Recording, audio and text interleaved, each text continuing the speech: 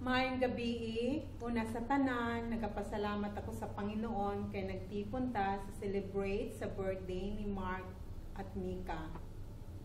Kay mamang, kay papang, sa mga bisita, mga amiga o amigo, kag sa tanang pamilya, maayong gabi. Ako ang mama at naging papa niya Akong at Mika at dapas. Alam natin na lumayo ako at nagtrabaho sa ibang bansa para na maibigay ang maayos at magandang buhay sa kanila. Si Mark ang aking guwapong panganay, siya ay mana sa akin, very choosy. Si Mika ang aking prinsesa, siya ay malambing at minsan iyakin. Para kay Mark at Mika, mag-aral ng mabuti, alagaan ng health, at huwag makalimot na magpasalamat kay God.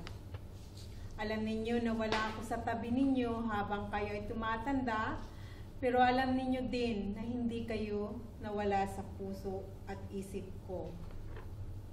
I love you both and I wish you all the best. Happy birthday!